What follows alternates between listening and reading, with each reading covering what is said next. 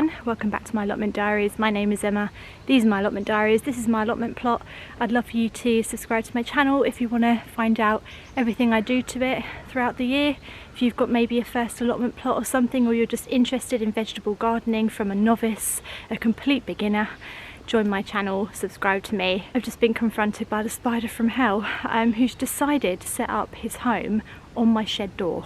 Why? We don't know. We don't know. He's not the biggest spider I've ever seen, but the fact that he's on my shed door, I mean, why? Is that even a good place to catch flies? That's what I want to know. Think about that, mate. It's gotten really cold today in the UK, like all of a sudden. My kids were just like, where are our hats and gloves this morning? I've decided it's a good day to start planting up the polytunnel. I think the polytunnel needs some stuff in it over the autumn winter. A lot of you saying that I should take it down because I think it will fly away. I think it might be all right. I'm going to whack some stuff in there. I now have this strawberry bed here free. If you saw my strawberry planter video, my strawberry planter's just there, everything's still alive in it. I've now got my old strawberry bed is like completely free, so I'm going to try and put some brassica stuff in there, but not today. I think it could do with a top up of compost. I think it needs some new compost in there because it's looking a bit low. So the stuff that I've got to plant out in my polytunnel are this. I think this is cauliflower, all year round cauliflower, so this should do really well in the polytunnel. I've got this, which I think is kohlrabi, which hopefully won't get eaten by slugs, but I'm not, you know, holding my breath. And then some of this, and this is, it could either be normal kale or dwarf kale. I didn't label them.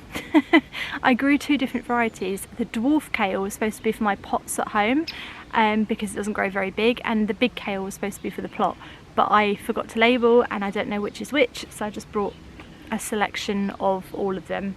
Maybe one of them are grown, maybe they'll all get eaten, we don't know yet. So first thing we're going to do today is plant out in the polytunnel.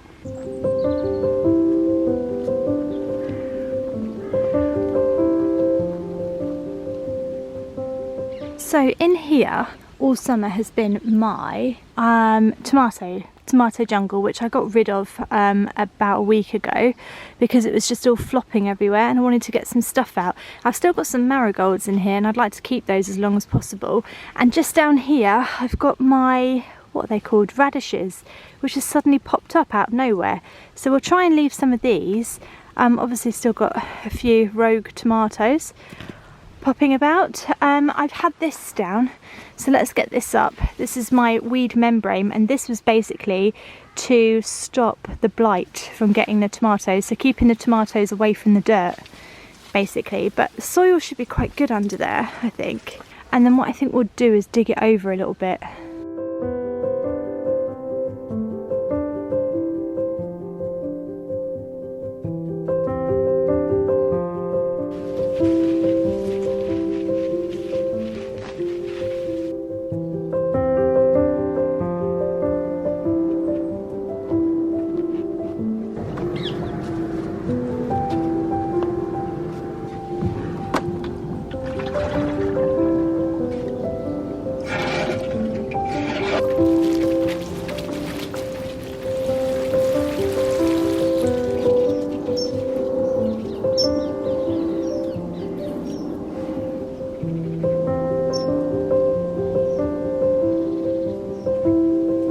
I like continuing to grow in the autumn winter time because I still like to get down here. So I think having a polytunnel and using it in the autumn winter to grow some autumn winter veg is like perfect for me. It works for me really well. A lot of people do just sort of close up their allotment plots at this time of year, and what that basically means is that you mulch over the roots on that. Beautiful. You mulch over all your beds and you cover them with something like a plastic membrane kind of thing, or a ground sheet or something, and you just cover it all up. A lot of people do that at this time of year, and that's fine if that's you, because if you don't want to get down here and it's cold and it's raining and you've still got stuff to look after, then, you know, just close your allotment plot up, cover it with something and leave it till the springtime. There's nothing wrong with doing that. I personally just love being able to have the option of coming down here as much as possible. And autumn winter veg doesn't need quite as much looking after as like spring summer veg. It does tend to be quite long growing and it does tend to look after itself.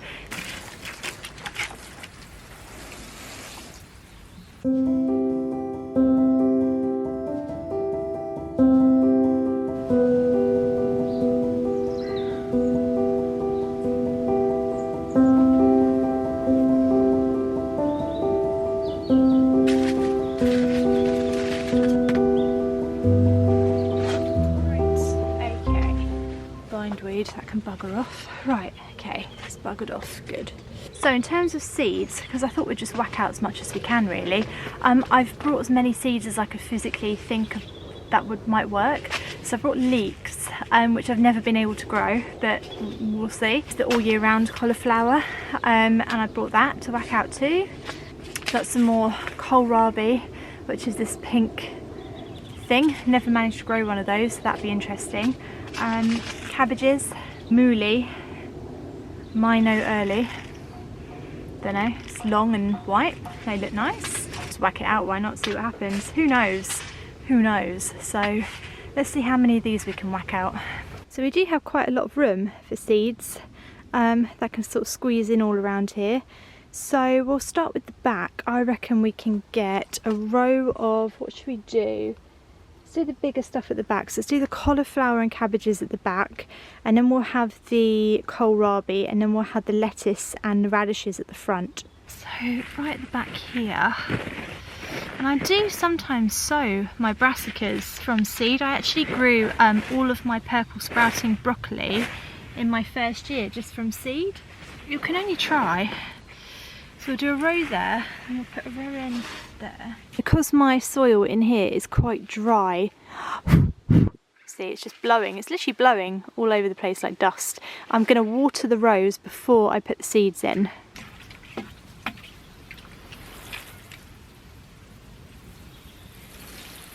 It's debatable whether you actually need to do that or not. I think in gardening everything is always up for debate, so whenever I do this someone will say, oh, you don't need to do that, and if I don't do it somebody else will comment and say you should have watered them before you put the seeds in. So everything is up for debate and you just got to keep trying. I mean, it's up to you really, you find what works for you. Is there ever a right or wrong really? As long as it grows, right?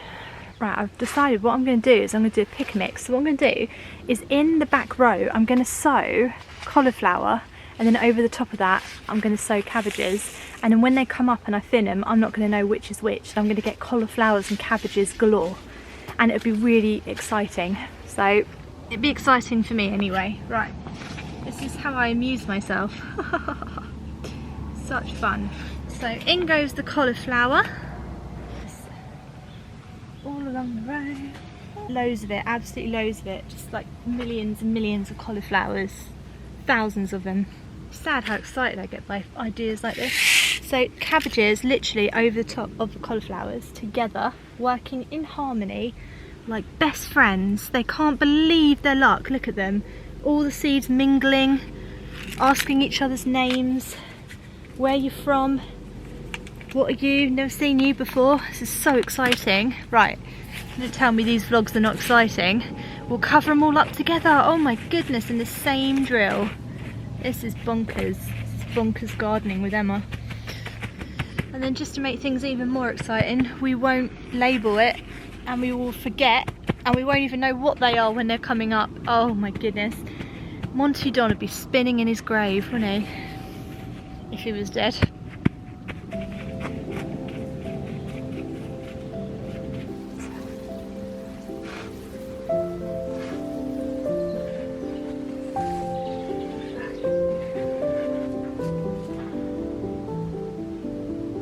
That was not thinly. Oh well. Whack them all in. One will grow. You'd think that, wouldn't you? You'd think one would grow. You'd be wrong.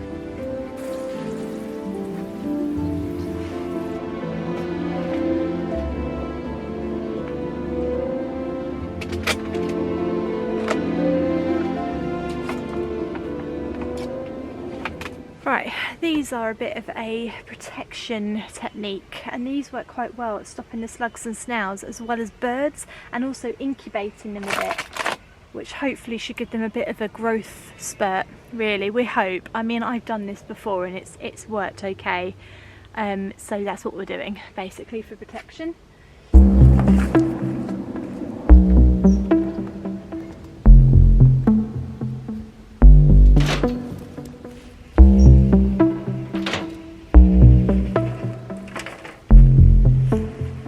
Thought I would come down and get some wood chip. There's quite a big pile here today, and just wood chip around my polytunnel really, and stop any weeds. So it's always good to grab the wood chip when there's some here because it does go so fast.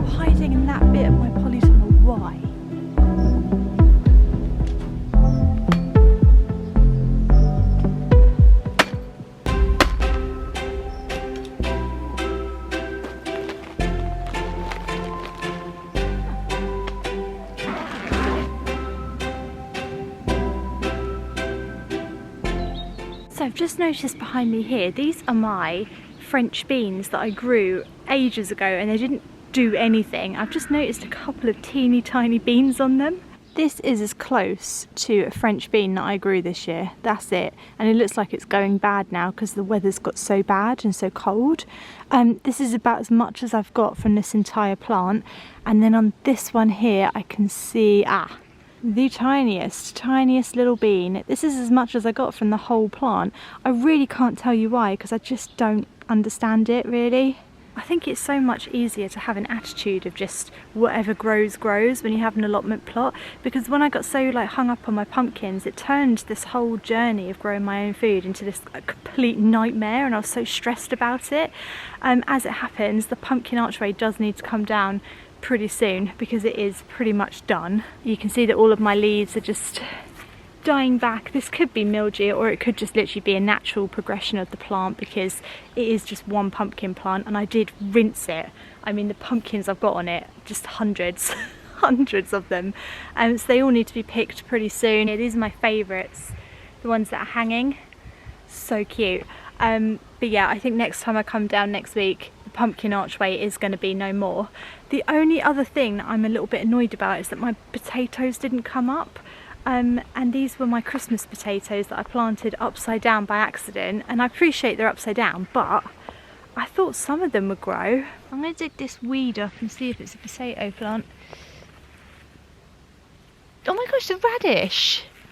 What a surprise! You see what I mean about lucky dip? How exciting this is. That's a radish. Oh wow! That's a really beautiful one as well. Don't know what variety that is, white ice or something, icicle one. That is gorgeous. I didn't know there were radishes. There we go, we've learnt something today. But where are the potatoes? That's what we need to know. Where are the bleeding potatoes? I'm sure I planted some kind of potato in this bed. I know they were upside down, but why? Potatoes. You literally cannot find a potato. I just want to dig the entire bed up now and try and find a potato. There's no potatoes. Can't find one potato in this whole bleeding bed, but there are radishes, which is quite exciting, and carrots and nasturtiums and stuff. But what I'm going to do is re-sow all of my potatoes, I think, and sow them the right way up this time, hopefully. And that's what I'm going to do. I hope you enjoyed the vlog today. If you did, subscribe to my YouTube channel. I'm going to be back next week for lots more autumn allotment vlogs. If you've got any video suggestions for me, I did one on Wednesday about top 10 mistakes to avoid on your first allotment plot. So if you've got any video suggestions like that, I will get around to doing them over the autumn time. Let me know in the comments below, and I'll see you next time. Thanks for watching, guys. Bye.